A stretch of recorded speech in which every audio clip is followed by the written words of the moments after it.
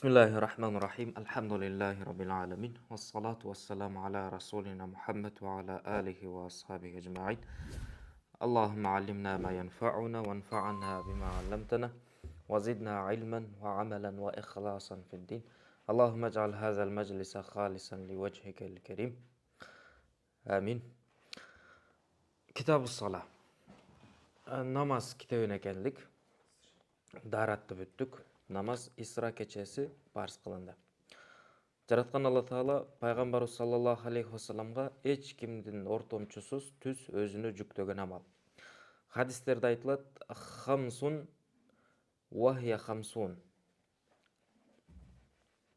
Намаз деген бул 5 убакыт намаз болуп атат. Бирок 50 намазга тете деген хадис бар да.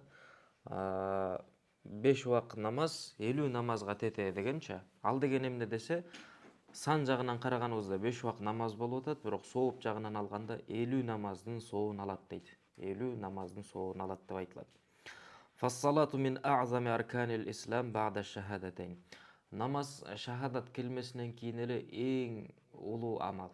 Намаз шахадат келмесинен мусулманчылыкты кабыл алабыз да шахадат келме мененче Кудай Таалага ишенип. Ошо шахадат келмесинен кийинки эле эң улуу амал исламдын рүкүндөрүнүн бири бул намаз. Исламдын түркүгү болуп эсептелет. Анын кызык Куранда намаз 70 орунда, 70ке жакын орунда намаз окугула деп буйрук айтылган дейт. Куранда 70 орунда намаз окугула деп буйрук айтылган. Фаман анкара вужубаха фахва кафирун мухалладун финнар. Кимде ким намазды четке кага турган болсо, намаз парз эмес деп жокко чыгара турган болсо, бул тозокто төбөлүктүү калат деп айтылат. Тозокто төбөлүктүү калат деп айтылат. Ошол намазды чаңган сыяктуу эле намазды шылдыңдаган адам дагы. Намазды шылдыңдаган адам дагы ал дагы өкүмү ошондой эле намазды чаңгандай эле өкүм алат. Анан дагы бир маселе, намазды шылдыңдап караган бар. Намаз окуп атканды шылдыңдап караган дагы бар да.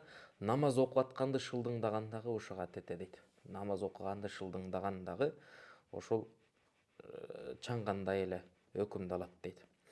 وأما من ترك الصلاة كسلا مع إيمانه بوجوبها وفرضيتها فقد اتفقوا على أنه ارتكب إثما عظيما جدا.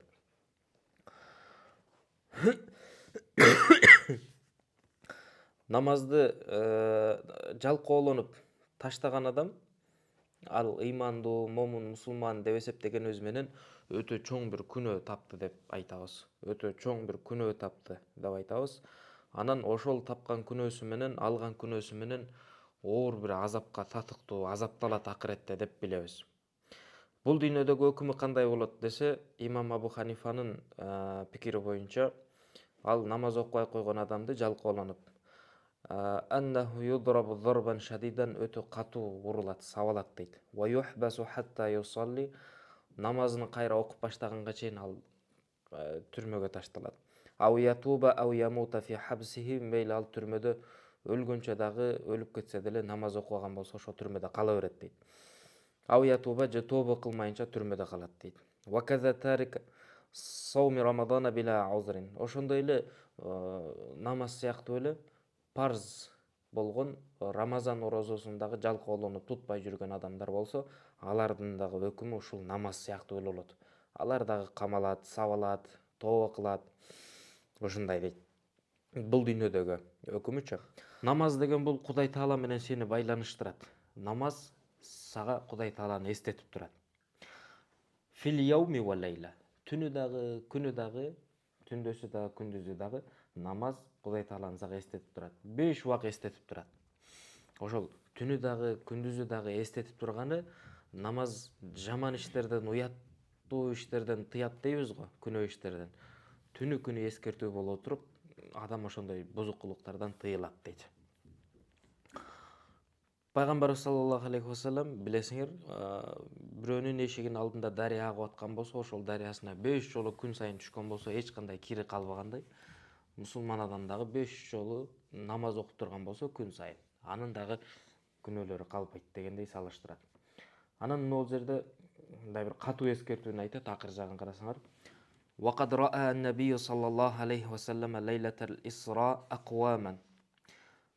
Пайгамбар саллаллаху алейхи вассалам Исра кечесинде ушундай бир коомду көргөн. Мындай бир коомду көргөн.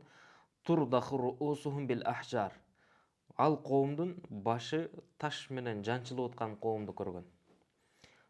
Башын таш менен жанчылып аткан коомду көргөн. Куллама рудихат аадат кама канат. Ар бир башы жарылганда кайра баштапкы абалыга кайтып калат дейт. Башыча жакшы болуп калат. Жарылган башы кайра өзүнө келип калат. Анан кайра эле башы жарыла берет. Мындай токтогон азап менен азапталып аткан коомду көрөт. Факала мен хаула я Жибрил. Анан Жибрил периштеден сурайт, булар кимдер? Бул коом ким деп сураса, факала лаху хаула хумул лазина ятакасалуна ва ятасакалуна ан салаватил мафруда. Булар бул коомдор ошол парз болгон намаздарында жалкоолонушат. Мындай бир оор көрүшөт, маани беришпейт, жеңил санашат. Жакшы бир ибадат кылып намаз окубаган адамдар ошолор дейт да. Намазга көңүл бурбагандар, жалкоолук менен намаз окубай жүргөндөр ушундай азапталып аткандыгын көргөн дейт. Фахзар я ахи ан такуна мин хаула. Бир тууганым ошолордун бирөөсүнөн болуп калгандан сактан дейт. Фа иннака ин фатака азабуд дунья фалан яфутака азабул ахира. Бул дүйнөдөгү азаптан кутулуп калганың менен акыреттеги азаптан кутулбайсың дейт да.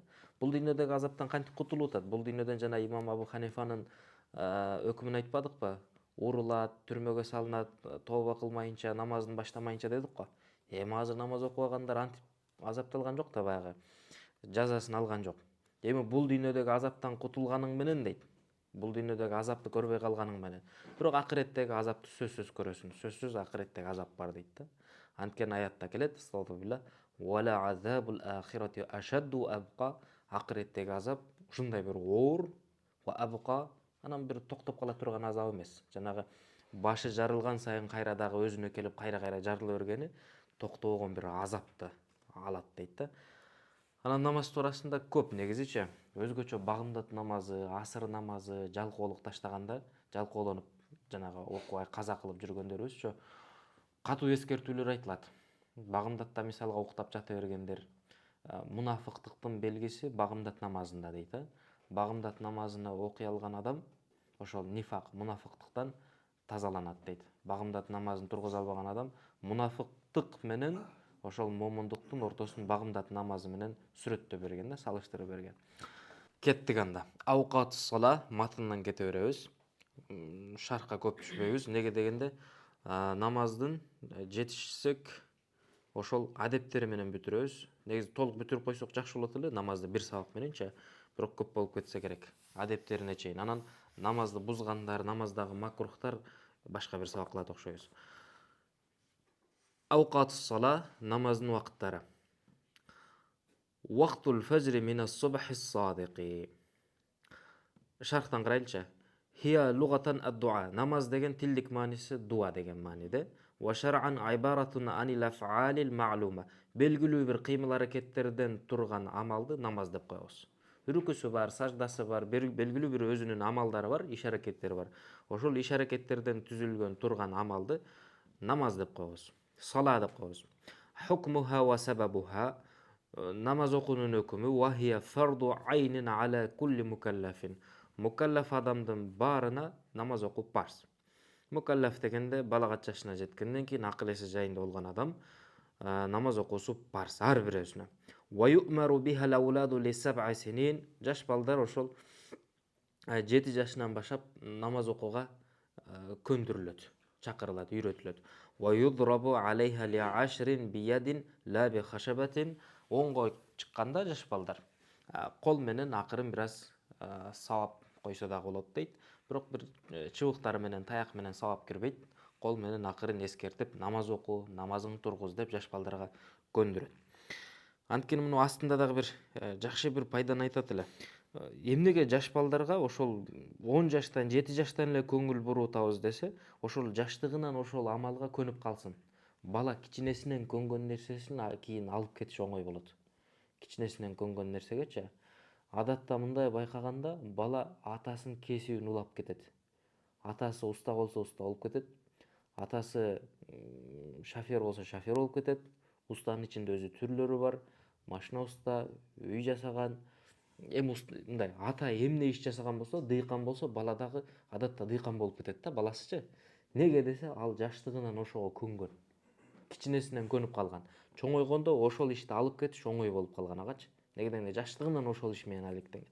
Ошол сыяктуу баланы дагы жаштыгынан намазга көндүрүп койгула дейт. Кийин чоңойгондо кыйналбай алып кетет, окуп кетет, тургузуп кетет. Ошого жаштыгынан көндүргөнгө бул жакта буйруп атат. Кетти анда.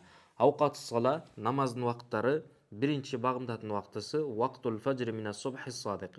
Багымдатын убактысы чыныгы таң аткандан баштап күн чыкканга чейин багымдатын убактысы болот. Чыныгы таң дегенде эмне? Адатта агарып туруп туурасынан агарат. Ал чыныгы таң болот. Анан ошол агарып жер жарып таң атып кетет. Жалган таң деген узунунан агарат дагы, кийин кайра жоголуп туруп карарып. Анан кийин кайра туурасынан чыккан, туурасынан чыккан ак болот. Ошол чыныгы таң. Берки мынандагы узунунан чыккан актык ал жалган таң болот, ал кайра жоголот дейт да, карарып жоголот. Багымдатын убактысы чыныгы таң аткандан баштап күн чыкканга чейин. Ваз-зухри миназ-завали иля булугъиз-зилли мислейхи сивал-файъ. Пешимдин убактысы күн оогондон баштап көлөкө 2 эсе болгонго чейин. Сивал-файъ. Файъу-завал кирбейт. Мисалга мындай дейли. Мындай бир таякчаны койгондо күн чыкканда көлөкө болот. Күн чыгып чак түшкө жакындаган сайын көлөкө кичирейет. Чак түштөн өткөндөн кийин кайра көлөкө чоңойот. Көлөкө бул жакка өтөт да чоңойот. Кичирейип келип кайра чоңойгондон кийин чак түш төбөгө келгенде ортодо ошол таякчанын өзүнүн көлөкөсү болот. Бир аз көлөкөсү болот. Мындай бир өзүгө жараша көлөкөсү болот. Ошону файъуз-завал деп коет. Файъуз-завал ошол. Ал кошулбайт. Анын сыртынан эсептейбиз. Анын сыртынан эсептегенде ошол таякча 2 таякча көлөкө болгонго чейин пешимдин убактысы дейт да. Ушул 2 таякча, онун көлөкөсү 2 таякча болуп чоңойгонго чейин пешимдин убактысы деп айтылат. Чоңойсо ошо пешимдин убактысы кирет. 2 таякча болгондон кийин, 2 көлөкө болгондон кийин пешимдин убактысы чыгат. Асырдын убактысы кирип калат. Бул жанагы күн оогондон баштап эле пешимдин убактысы кирет. Вал асри минху илал гуруб. Анан бул жерде хилаф бар. Көлөкө 1 эсе чоңойгонго чейин дейт. Көлөкө 2 эсе чоңойгонго чейин. Бизде 2 эсе фатва ошо көлөкө 2 эсе чоңойгонго чейин пешим убактысы болот. Асырдын убактысы качан десе, ошо пешимдин убактысы чыкканда асырдын убактысы кирет. Асырдын акыркы убактысы илал гуруб күн батканга чейин. Вал магрибу минху шамдын убактысы күн баткандан баштап иля гуруби шафак жоголгонго чейин. Шафак дегенде кайсы? Ай ал-ахмар алал муфта бихи. Фатва берилгени кызыл түс. Шафак дегени күн баткандан кийин чыккан кызыл түс, ошол шафак. Сахибайнын пикири. Вал ишаи вал витри минху иля субх. Куптандын анан витр намазынын убактысы качан десе, шафак жоголгондон баштап багымдатууга убактысы киргенге чейин. Субх чыныгы таң атканга чейин куптан убактысы болот. Куптан убактысы дагы витрдин убактысы дагы бир. Андан кийин астына карайсыңар, мустагап болгон убакыттар бар. Багымдатты жер жарытып окуп, күн ысыган болсо мындай, суукта болсо мындай деген ошол мустагаптар бар. Аны карап чыккыла. Фаслун фи шурутус сала, намаздын шарттары туурасында. Намаздын сырткы парыздары. Ва шараитуха тахаратул бадани минал хадаси. Шараит деген шарттын көптүгү.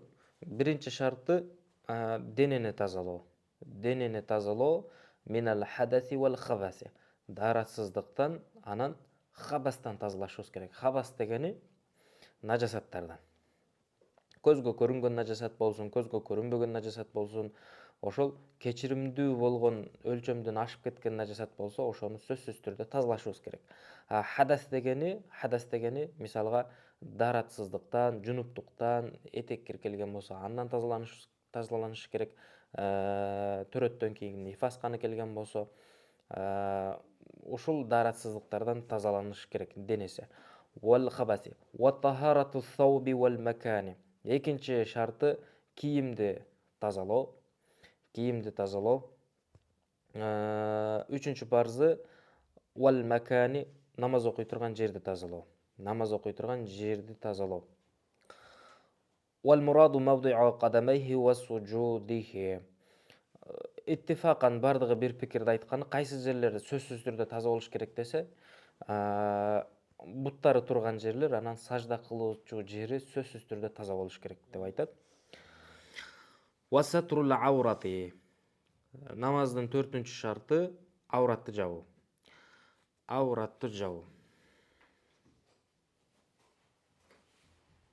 Вастикбалул кыбла. 5-чи шарты кыблага жүздөнүү. Эгер Кабаны көрүп турган болсоң, анда Кабанын өзүнө карап окушубуз керек, жүздөнүшүбүз керек. Эгер Каба көрүнбөгөн болсо, ошол тарапты карап окушубуз керек болот. 6-чы шарты вал вакту, намаздын убактысы кирген болуш керек. Ван нияту, 7-чи шарты ниет кылышыбыз керек. Ниет кылуу жүрөктөн болот, тил менен айтуу мустахап болот. Ниет кылганда, мындай бир дароо сураганда, кайсы намазды окуп атасың деп сураганда жооп бере ала тургандай болсо, ушул намазды окуп атам деп айта ала турган болсо, ошол жарайт дейт да. Ошондой бир сергек болсо, мындай бир ниетинде да кайсы намаз экендиги белгисиз тура бербестен, кайсы намаз окуп атасың сен, 5-им деп айта алган болсоң, ниетиң жакшы анда. Жүрөгүңдө ошондой бир ниет болгон болсо. Имамга уйган адам намазда ниет кылат, анан ыктыданы дагы ниет кылат. Ушул имамга ыктыда кылдым, уюдум деп туруп, уйганды дагы эрчи ниет кылат. Ват тахрима, 8-чи шарты, намаздын 8-чи шарты тахрима. Намазга киришүүдөгү такбир тахрима. Бул намаздын 8-чи шарты. 8-чи парзы, сырткы парздарынан. Ошондо 6 парз деп билет элек го, намаздын сыртындагы 6 парз депчи. Бул жерде 8 болуп кетти го, неге? Ва ауратур раджули ма тахта сурратихи ила рукбатайхи. Эркек кишинин аураты киндиктин астынан баштап тизенин астына чейин эркек кишинин аураты болот. Киндик ауратка кошулбойт, тизе ауратка кошулат. Вал амату мислуху, күң аял, кул аял. Анын дагы аураты ошол эркектикиндей болот дейт. Мислуху, эркек кишинин ауратындай эле, күң аялдын дагычы. Ва тазиду алейхи би захриха ва батниха. Кошумча дагы бир аурат жерлери бар, эркек кишинен айырмаланып, ич тарабы, ичинин арты, бел тарабы, ошол жерлер дагы аурат, ал жерлерин дагы жабыш керек дейт. Ама кул аял,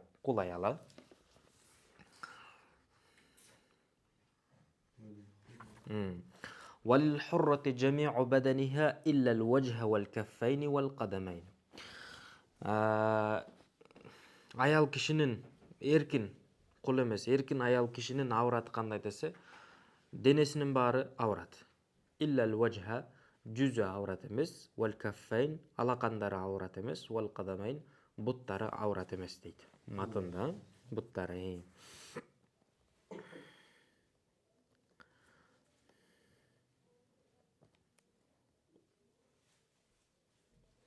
Вал кадамайн айдан ала л-му'тамад дейт.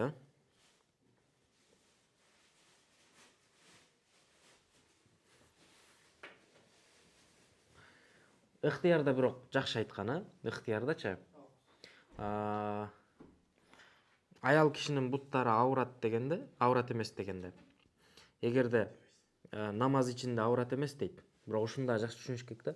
Намаздын ичинде аурат эмес, бирок намаздын сыртында аурат дейт го. Ал дегени эркектердин көзүнө түшүп кала турган болсо аурат деген сөз да. Намаз окуп аткан жериңде деле эркектердин көзү түшө турган болсо аурат болот. Намаз окуган жерде дагы эркектердин көзү түшө турган болсо аурат. Жанагы намаз окуганда аурат эмес дегени эркектердин көзү түшпөй турган болсо аурат эмес. Аял кишилердин буту. وفاقد ما يزيل به النجاسة يصلي معها ولا إعادة عليه. Эми денесин нажасаттан тазалаш керек дедик, кийимин нажасаттан тазалаш керек дедик да. Эми нажасатты кетире турган эч нерсе таппаса, ошол кийими нажас болуп калды, денеси нажас болуп калды, нажасатты тазалайын десе, тазалаганга эч нерсе жок. Юсалли мааха, ошол нажасат менен окуй берет.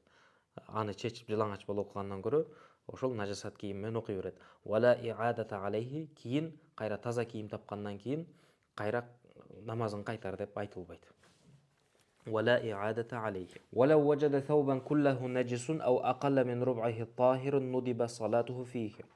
Эгер кийим бүт эле нажас болсо деле, кийим бүт эле нажас болсо дагы, мисалга нажас сууга түшүп жуулуп калды да, бүт эле нажас болсо дагы же 4/1 аз жери таза, калган бүт бөлүгү нажас болуп калды. Анда ошол нажас кийим менен окуганы адептен, мустахаб дейт. Ошол нажас болсо дагы кийим менен окуганы мустахаб. Бирок валау кана руб'уху tahirun салла бихи вужубан. Кийиминин баары нажас, бирок 4/1 бөлүгү таза болгон болсо, вужубан ошол кийим менен намаз окуш керек болот. Вужубан. Анткени 4/1 дегенде бул көпчүлүк жери таза дегенди этибар алабыз. 4/1 деген бөлүк бизде көптүктү билдирет. Башка мастарды утканда дагы кечеги айткандай. ومن اشتبهت عليه القبلة تحرى. Кыблага жүздөнүү дагы шарт дебедикпи? Эми кыблага жүздөнгөндө кыбланы табуу шубхалуу болуп калса, кыбланы таппай калган болсо, кыбла каякта экенин билбей калган болсо, тахарра бул изденет.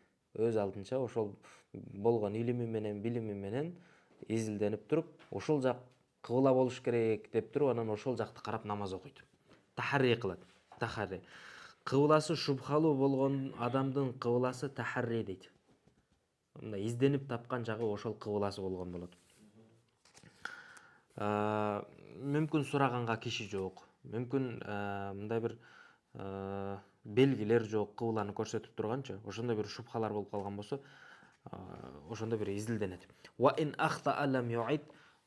Кыбланы таппай калды, кыбла белгисиз болду, бирок ошондой өзүнүн аракети менен изилденип туруп, ушул тарап кыбла болуш керек деп тахарри кылып окуду да, намазын окуду. Окугандан кийин байкаса адашып калыптыр, кыбла ал жакта эмес экен. Бирок тахарри кылып туруп, ошол кыбла ушул тарапта болуш керек деп изденип туруп, бир аз изденип туруп анан окуганда, эгер ошентип окуган болсо, адашып калган болсо деле кийин намазын кайтарбайт. Анткени мунун кыбласы кыбла таппай калган учурда тахарри болчу да, кайсы тарапты кыбла деп издеп тапкан болсо, ошол анын кыбласы болгон болчу. Түшүнүктүбү? Кийинки фаслун фи арканис сала, намаздын рүкүндөрү. Рүкүн деген ошол бир амалдын ичинде талап кылынган амалдар. Булар деле парз. Шарттары дагы парздары, рүкүндөрү дагы намаздын парздары. Башкача айтканда намаздын ички парздары. Ва аркануха ал-кыяму лил кадири фи гайри нафли. Намаздын рүкүндөрүнөн кыямга туруу. Кыямга туруу дегенде кыямга турганга кудурети жеткен адам кыямга туруусу парз. Фи гайри нафли, нафил намаздардан башка. Кайсы намаздар бар? Парз намаздар бар, важип намаздар бар. Важип парз намаздарда кыямга туруу парз. Нафилдечи? Нафил сүннөттөрдө кудуретиң жетсе дагы олтуруп окуганга болот, Ва кыраату аятин фи рак'атай ал-фарди. Парз намаздардын алгачкы биринчи, экинчи рекетинде бир аят кыраат кылуу парз дейт, рүкүн дейт. Кимдин кабылы? Имам Абу Ханифанын кабылы. Сахибайнын кабылы боюнча 3 кыска аят же болбосо ошол 3 кыска аятка тетекеле тургандай бир узун аят болуш керек. Фатва ушуга. Фи рак'атай ал-фарди. Парз намаздардын биринчи, экинчи рекетинде кыраат кылуу парз. Ва фи кулли нафли вал витри. Ал эми витир, нафил намаздардын бардык рекетинде кыраат кылуу парз болот. Бардык рекетинде витир намаздардын, нафил сүннөт намаздардын бардык рекетинде кыраат кылуу парз. Парз намаздардын эле биринчи, экинчи рекетинде кыраат кылуу парз. Ва рүкүгө баруу парз. Рүкүгө барды дегенде рүкүнүн эң төмөнкү даражасы колдоруңду сунуп барып тизеңе жеткен болсо рүкү кылды деп табылат. Колдоруң тизеңе жетпесе анда рүкү кыла элексиң. Рүкүнүн эң төмөнкү даражасы колдорду созгондо тизеге жетиш керек. Ва суджуду сажда, намаздын рүкүндөрүнөн 4-үнчүсү сажда кылуу. Сажда кылуу дегенде ошол көбүнчө биздикилер мурдун тийгизбей коет. Мурдун менен пешенеси тийиш керек жерге. Анан сажда кылды дегенде жанагындай сажда кылган жер дагы мындай бир чукурга түшүп кете тургандай, токтобой кирип кете бере турган нерсе болбош керек. Мындай катуураак жерге сажда кылыш керек. Мисалга пактанын үстүнө сажда кылып койгон болбойт дейт да. Пактанын үстүнө мындай эле тийгизип туруп элечи. Аны башын койгон болсоң, пактанын ичине кирип кете берет башыңчы. Мисалга буудай, арпа, дандар бар го. Ошолордун да үстүгө эле тийгизип койсоң болбойт. Аны мындай башыңды эмете берсең, кирип кете берет ичинечи. Ошол сыяктуу болбош керек. Сажда кылганда мындай бир токтой тургандай катуураак нерсеге сажда кылган болуш керек. Мисалга калың жаңы тигилген төшөктөр болот го. Ошолор дагы мындай башын койгондо бир жарым карыштай эле кирип кетет ичинечи. Ошо барып токтогондо саз эсеп болобу? О, токтосо эсеп. Ошого чейин мындай тийгизиш керек да, жерге катуураак тийгизиш керек. Ва тартибул қиям. Ва тартибул қиями аля рукуи ва рукуи аля суджуди. Карагыла, ушуну жаттап алгыла. Неге дегенде башка китептерде кыскараак айтат мунучу. Тартип дагы намаздын парздарынан тартип. Кайсы тартип десе, кыямды рүкүдөн биринчи аткаруу, рүкүнү саждадан биринчи аткаруу, ушул тартиптерди аткаруу парз болот. Түшүнүктүбү? Биринчи кыямды аткарабыз, анан рүкүнү, анан сажданы аткарабыз. Ушул тартиптерди сактоо парз. Вал куудул ахиру кадра ташаххуди. Акыркы парзы, акыркы рүкүнү акыркы каадага олтуруу, ташаххудду окуганчалык өлчөмдө акыркы каадага олтуруу намаздын ички парздарынын акыркысы. Акыркы каада дегенде 2 рекеттүү намаз болуш мүмкүн, 3 рекеттүү же болбосо 4 рекеттүү намаз болуш мүмкүн. Ошолордун бардыгынын акыркы каадасына олтуруу, 2 рекеттүүнүн дагы акыркысы бар, 3 рекеттүүнүн акыркысы бар, 4 рекеттүүнүн акыркысы. Акыркы каадага олтуруу, ташаххуд өлчөм окулганчалык өлчөмдө деңгээлде олтуруу парз. Түшүнүктүү. Намаздагы важиптер, намаздын важиптери. Буга чейин айттык да, намаздын шарттары, намаздын рүкүндөрү. Аны мындай жакшы эле түшүнөбүз. Анан намаздын важиптары дегенде мындай жакшы түшүнбөй калышыбыз мүмкүн. Кайсы тарабынан? Сажда саф аткарганы келгенде, намаздагы важиптарды атайлап таштаган болсо же унутуп калып таштаган болсо кандай өкүмдөр айтылат? Ошол жактарын бир аз ажыратып алышыбыз керек да. Важибатуха жам'у важиб. Важиптын берки парздардан айырмасы, парз амалдарга аларга кат'ий далилдери бар. Түзмө-түз айтылган далилдери бар. Бул важип амалдарга далилдери түзмө-түз же болбосо далилдердин күчтүүлүгүндө бир шубхалары бар. Шубха болгон болсо, күчтүү болбогондугу үчүн, парздын далилиндей күчтүү далил болбогондугу үчүн важип төмөнүрөөк турат. Ва хукмуху, важиптин өкүмү истихқақул айқаб битеркихи амдан. Атайлап важип амалды таштаган болсоң, жемеленесиң, азап болот, күнөө болот. Ва адаму такфири жахидихи. Важип амалды четке каккан адам, танган адам динден чыкпайт, капыр болбойт. Анткени мунун далилинде парздыкындай далил эмес дедик. Ва савабу би фи'лихи. Важип амалды аткарган адам сооп табат. Ва лузуму суджуду сахви би таркихи сахван. Важип амалды унутуп калып таштаган болсоң, анда сажда сап кылып толукташыбыз керек. Ва иадатуха би таркихи амдан. Атайлап важип амалды таштаган болсок, кайра намазды кайрадан окуу важип болот. Кайра намазды кайтарып окуу важип болот. Ва сукутул фарди нақисан ин лам ясжуд ва лам юайд. Эгерде сажда сафтагы кылбаган болсо, анан атайлап бир важипти таштады, кайра намазды кайталап окуган жок. Намазды кайтарып да окуган жок, сажда сафта кылган жок. Бирок важип аткарылбай калды. Эмне болот десе, намазын сакыт болду дейбиз, парздан кутулду дейбиз, бирок накыс болуп сакыт болот деп айтабыз да. Түшүнүктүбү? Эми намаздагы важиптарды билип алышыбыз керек. Намаздагы важиптарды билип алышыбыз керек. Кээде мындай бир дайыма кайталангандай тема көрүнө берет да. намаз темасы, даарат темасы. Бирок имамчылыкка чыкканда балдардан көп эле байкап атабыз, макрух кылып окуп келе берет. Важип аткарылбай калганда сажда саф жасабай коет. Мындай практикада жок болуп атат да. Мечитте жашагандын бир жакшы жери ушул окуганыңды практика кыла аласың да. Жакшы жеричи. Өзүнчө эметкенде имамчылыкка деле чыгышың кыйын да, имам деле жок өзүнчө жашагандачы. Кимге имам болосуң? Важиптары. Намаздын важиптары кыраатул фатихати. Биринчи важип намазда фатиханы кыраат кылуу, фатиханы окуу важип. Качан фатиханы окуйбуз? Фил улайейни минал фард. Парз намаздардын биринчи, экинчи рекетинде фатиханы окуу важип. Ва фи жамиъ рак'атин нафли вал важиби кал витри. Нафил намаздар, сүннөт намаздар, важип намаздардын бардык рекетинде фатиханы окуу важип болот. Ва саяти аннаха суннатун фил ухраяйни минал фард. Парз намаздардын 3-чү, 4-чү рекетинде фатиханы окуу сүннөт экендиги сүннөттөрдө айтылат дейт. Ал айтылат. Сүннөт ал. Сүннөт, парз намаздардын 3-чү, 4-чү рекетинде. Биринчи, экинчи рекетинде фатиханы окуу важип.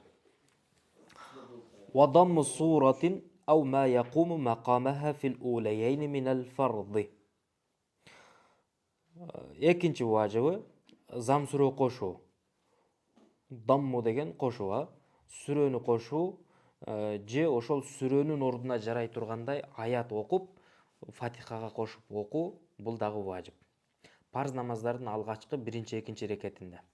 Ва жами'ил витри ван нафли. Витр намазынын бардык рекетинде зам сүрө кошуу важип болсо, нафил намаздар, сүннөт намаздардагы бардык рекетинде зам сүрө кошуу окуу важип. Ва та'инул кыраати фил улайейни. Кыраатты биринчи, экинчи рекетте кыраат кылуу өзү важип. Ва риаяту тартиби фима такаррара фи кулли рак'атин. Үчүнчү важип тартипти сактоо. Тартипти сактоо ар бир рекетте кайра кайталанып аткарылчу намаздардын ортосундагы, амалдардын ортосундагы тартипти сактоо важип дейт. Мисалга сажда, бир рекетте сажда кайталанат да, 2 жолу кайталанат. Ошол сажда, мисалга сажданын бирөөсүн унутуп кеттиң да, бир эле сажда кылып койдуң. Бир эле сажда кылып койдуң. Аны эстеген учурда акыр жагында аткарып бересиң.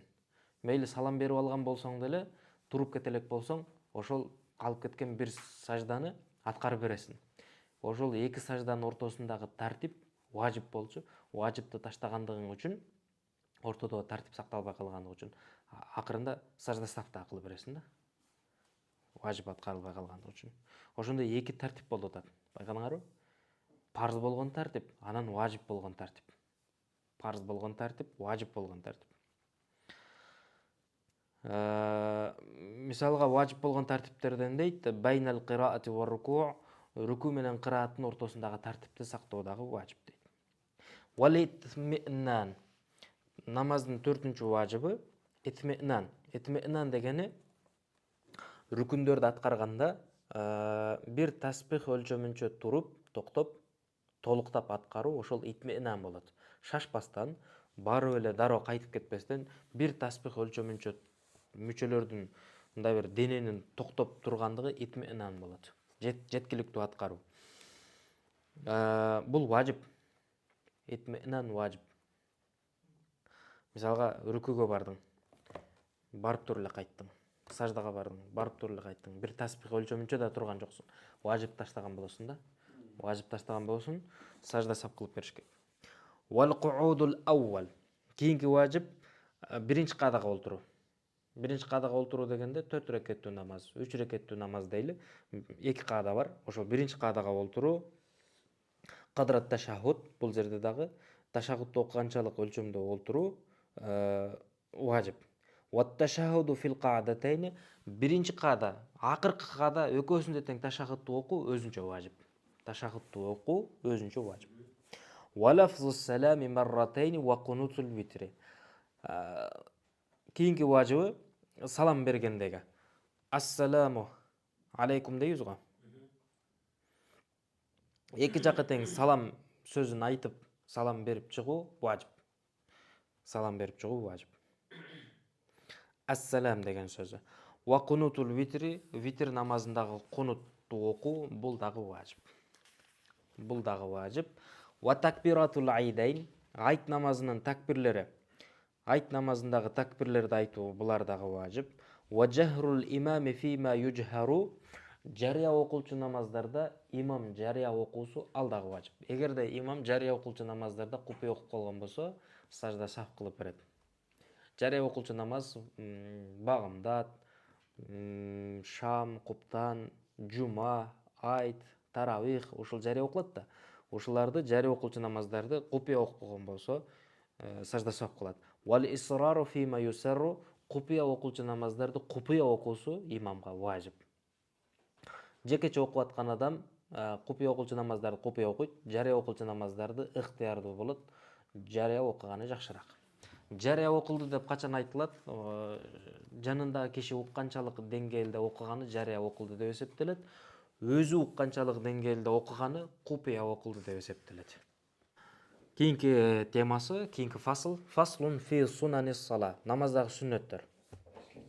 Намаздың сүннеттері сүннетті атқару менен соолуп табат. Егерде бұл амалдарды атқарылбай қалған болса, сажда саф милдеттүү болбойт, намаз бузулбайт, сажда саф милдеттүү болбойт. Аткарбай койгон болсо сүннөттүн соонан куру калат, жакшы эмес. Жеңил санаган болсо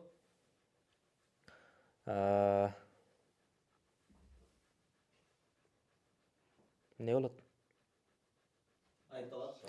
Динден чыгат дейт, жеңил санаган болсо. Сүннөт ушул деле депчи. Жеңил санап койгон болсо, шылдыңда кандай болгон болсо, сүннөттө дине чыгат. Факады кафара.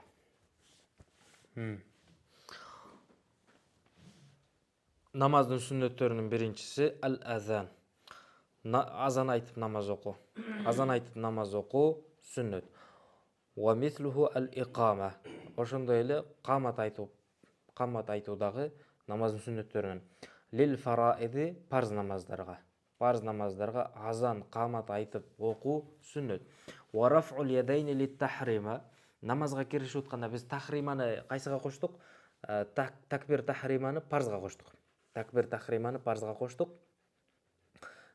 Колду көтөрүп ошол жерде. Такбир тахрима намазга киришүүдө колду көтөрүп, кулак тушуна чейин көтөрүп туруп, колду көтөргөндүгүбүз сүннөт. Колду көтөргөндүгүбүз сүннөт. Колду көтөргөндө ушундай, мындай жумуп алып туруп көтөрбөйбүз, же мындай ачып алып туруп көтөрбөйбүз. Өз абалында эле, өз кабылында алакандары кыблага жүзөнүп туруп ушинтип көтөрөбүз колду. Ва жахрул имами бит-такбири. Имам такбирлерди жария айткандыгы бул дагы сүннөт.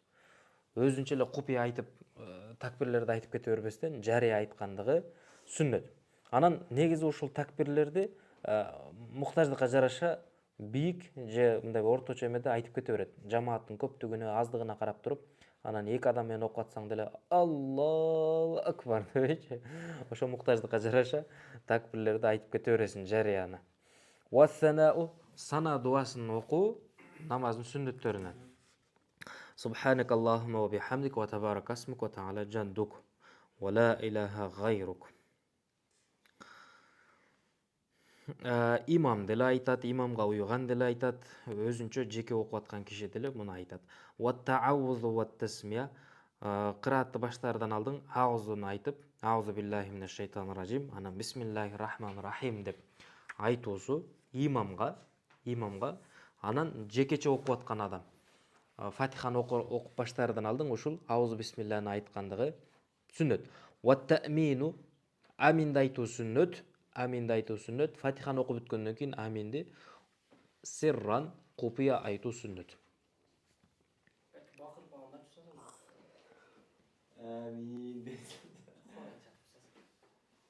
Бизде ушул рибаят да.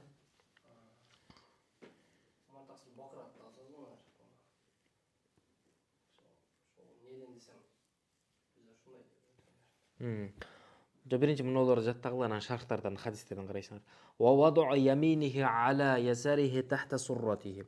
Кийинки сүннөтү оң колду сол колдун үстүнө байлап, ушундай коюп туруп, tahta surra киндиктин астына коюп ушундай абалда туруп намаз окуп аткандыгыбыз бул сүннөт. Сүннөт.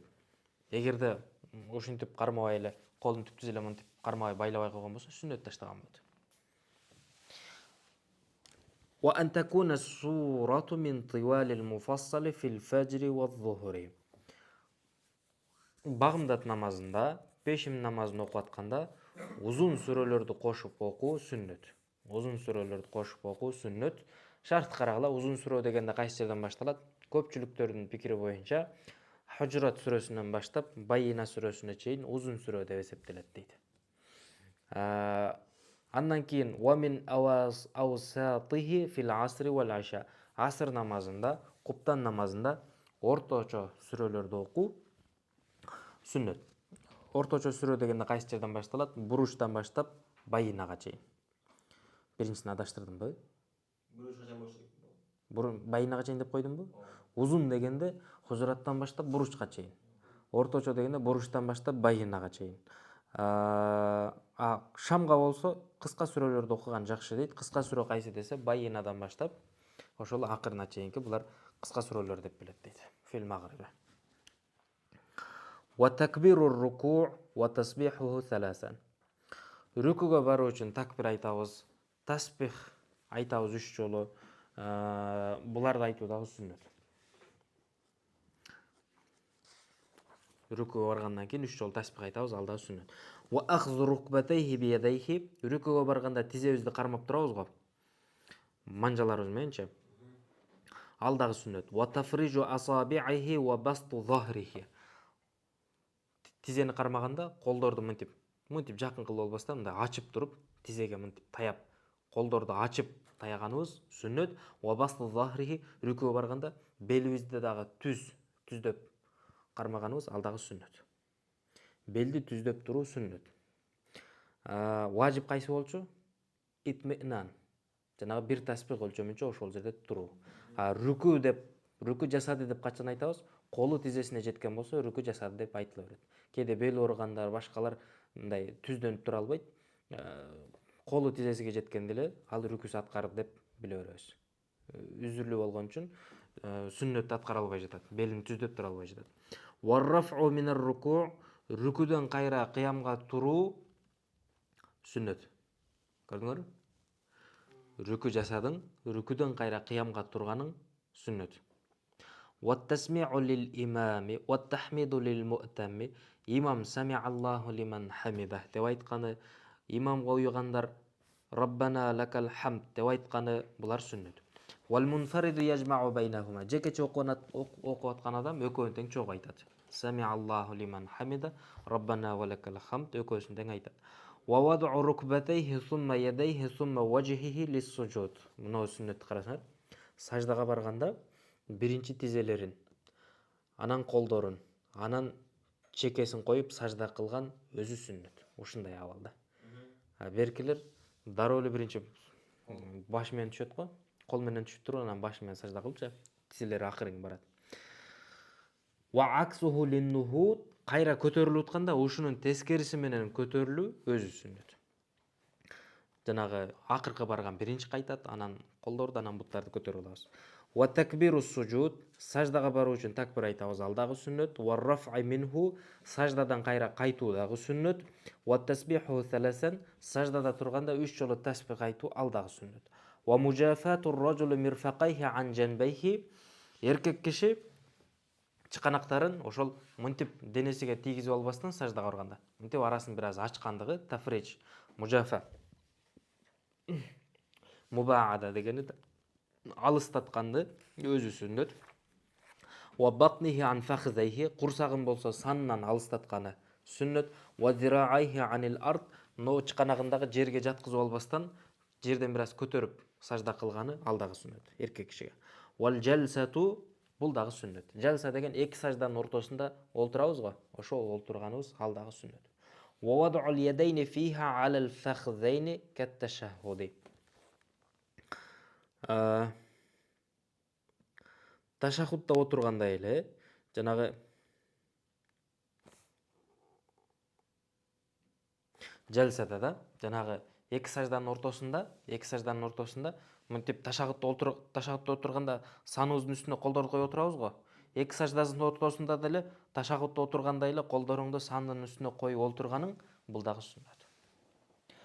Вафтирашу риджлихил юсра ва насбул юмна. Олтурганда, каадага олтурганда сол бутту төшөп, сол буттун үстүгө отуруп, оң бутту таяп олтурганыбыз бул дагы сүннөт. Ва кыраатул фатихати фима ба'дал улаййин минал фард, жанагы келди. Фарз намаздардын биринчи, экинчи рекетинен башка үчүнчү, төртүнчү рекеттеринде фатиханы окуу сүннөт. Вассалату аля набийи саллаллаху алейхи ва саллам фил жулусил ахир.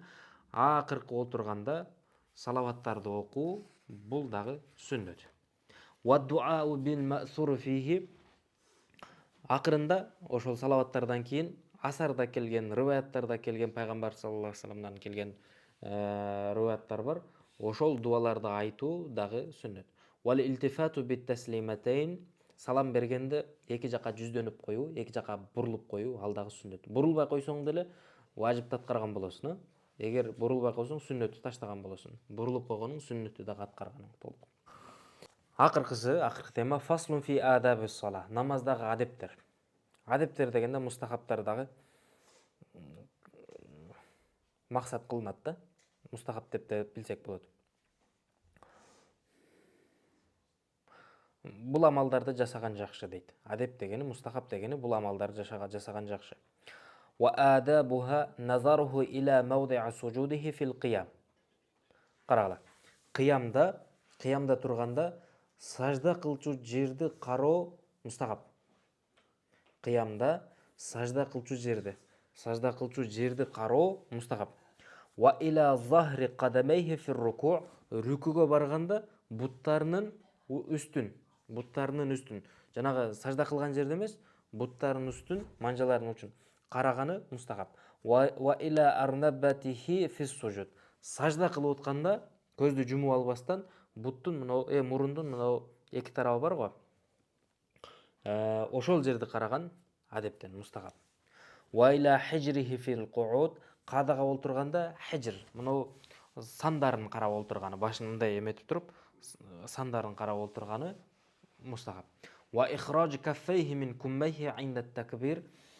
Кийинки адеби такбир кагып атканда мындай бир колду жеңдин ичинен чыгарып, ошол колду чыгарып туруп такбир айтканыбыз бул дагы мустахаб. Эгерде суук болуп, мындай бир үшүп аткан болсо, колун чыгарбастан айтса дагы болот. Ва казму фамихи инда тасауб. Эсинегенде оозуну жапкан, оозун ачып албастан оозун жапкан бул дагы мустахаб. Оозду жапканда эме айырмасы жок боло берет.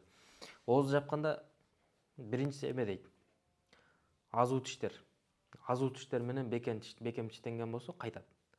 Башка бир дагы эмеси, ошондой бир эсинеп кала турган болгондо пайгамбарлар эсинеген эмес деп ошону эстөө, ошол дагы кайтарат дейт.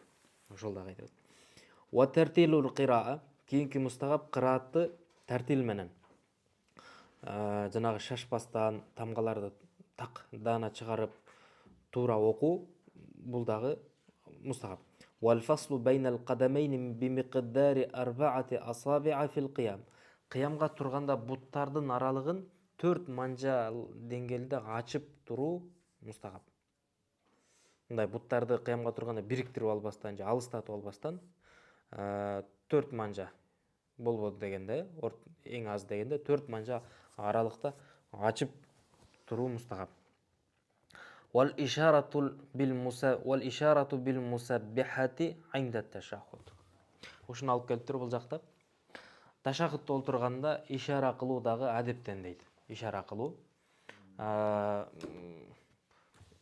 Сөмөй менен жанагы калиманы айтканда ашхаду ан ла илаха дегенде көтөрөсүн. Ашхаду ан ла илаха дегенде көтөрөсүн.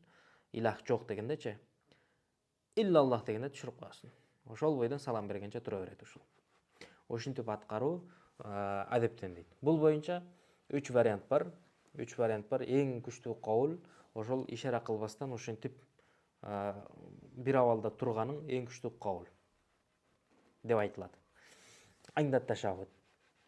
Wal qiyamu hina qila hayya alal falah. Hayya alal falah деп айтылып баштаганда туруп сапка тизилип намазга турганы бул дагы мустахаб адептен.